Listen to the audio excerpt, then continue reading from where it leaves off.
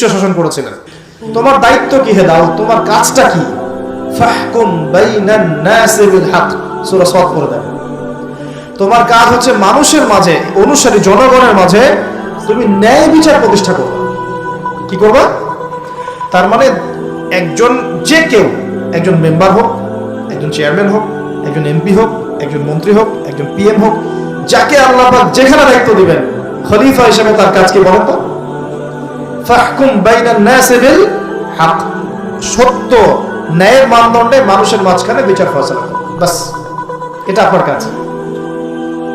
নেতৃত্ব দিলে দোষের কিছু নাই, নেতৃত্ব পেলেও দোষের কিছু নাই, কিন্তু ফাংশনটা কি? একজন খলিফার কাজটা কি?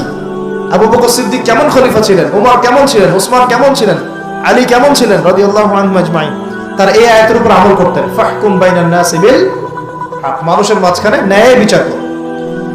ন্যায় বিচার কথা বলা হয়েছে, ন্যায় বিচার। এখন ন্যায় বিচার কতটুকু কি হচ্ছে না হচ্ছে এটা আপনারা আমার চেয়ে ভালো জানেন, আমি এইসব নিয়ে কথা বলতে চাই না, কিন্তু আমাদের কাজ এতটুকুই, যাকে আল্লাহ পাক যেখানে দায়িত্ব দিবেন ন্যায় বিচার। আরো আল্লাহ বলছেন, আয়াতটা শেষ হয়নি, আরো সামনে একটু আছে। আল্লাহ পাক বলছেন ওয়ালা তাত্তাবিউল হাওয়া, ন্যায় বিচার করো এবং নিজের হাওয়া প্রবৃত্তির অনুসরণ করো। নিজের মন গড়া বিধানের অনুসরণ করো না, নিজের প্রবৃত্তির দাসত্ব করো না। যদি করো তাহলে কি হবে?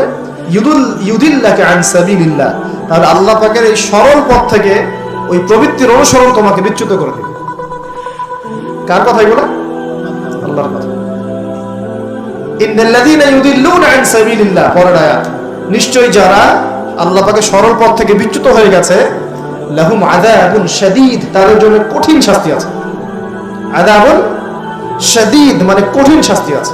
বিমা নাসু ইয়াউমাল হিসাব, এই কারণে যে তারা হিসাবের দিনটা ভুলে গিয়েছে। এই দুইটা আয়াত আমি শোনাই দিলাম আপনাকে। আল্লাহ পাক যাকে যেখানে দায়িত্ব দিবেন সব সময় এই দুইটা আয়াত মাথায় রাখবেন, যে আল্লাহ পাক আপনাকে দাউদ আলাইহিস সালামের মতো কাজ দিয়েছেন, আল্লাহ পাক আপনাকে আদম আলাইহিস সালামের মতো কাজ দিয়েছেন। যাকেই দেখ, X Y Z whoever he is, এটা আমাদের দেখার বিষয় না। আমরা ধর্মতাত্ত্বিক দৃষ্টিকোণ থেকে শুধু মূলনীতিগুলো বলবো। তাহলে এখানে খলিফার কাজ কি বুঝতে পারলাম? মানুষের মাঝে ন্যায় বিচার প্রতিষ্ঠা করা, প্রবৃত্তির দাসত্ব না করা। যদি করি তাহলে কঠিন শাস্তি অপেক্ষা করছে। এখন আসেন, আল্লাহ নবী সাল্লাল্লাহু আলাইহি ওয়াসাল্লাম কি এই আয়াতের উপর আমল করে যান নাই? গিয়েছেন না যান নাই? তার জীবদ্দশায়, তার 23 বছরের এই নববী জীবনে কেউ কখনো জুলুমের শিকার হয়েছিল? বলেন তো, কেউ বলতে পারবে বুকে হাত দিয়ে যে একজন মানুষ জুলুমের শিকার হয়েছে? তার রেখে যাওয়া ইসলামের এই প্ল্যাটফর্মের উপরে আবু বকর সিদ্দিক শাসন চালিয়েছেন 2.5 বছরের মতো। আবু বকর সিদ্দিকের সময় কি কেউ জুলুমের শিকার হয়েছিল? তিনি কি এই আয়াতগুলোর উপর আমল করেছিলেন না করেন নাই? তারা তিনি একজন সফল খলিফা ছিলেন। আমরা খলিফা এবং খেলাফা দুটার ব্যাখ্যা বুঝতে পারলাম।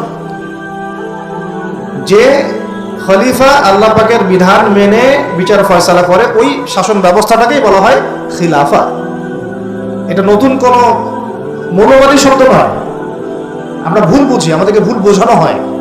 একজন খলিফা যে আল্লাহ পাকের বিধান অনুযায়ী বিচার ফয়সালা করে, তার ওই শাসন ব্যবস্থাটাকে বলা হয় খিলাফা, যেটা আসবে সামনে ঈসা আলাইহিস সালামের হাতে। এখন আপনি সর্বোচ্চ পর্যায়ে যান বিশ্বের, ইউনাইটেড নেশনস, এখানে খিলাফা কায়েম আছে? অনেস্টলি বলেন, এখানে কি আল্লাহর বিধান দিয়ে বিচার ফয়সালা করা হয়, নাকি ওদের পশ্চিমাদের মন করা বিধান দিয়ে করা হয়? আমাদের যদি এর পরেও চোখ না খুলে, তাহলে নিশ্চিত আমরা ইন্টারনালি ব্লাইন্ড, আধ্যাত্মিকভাবে অন্ধ হয়ে গেছি।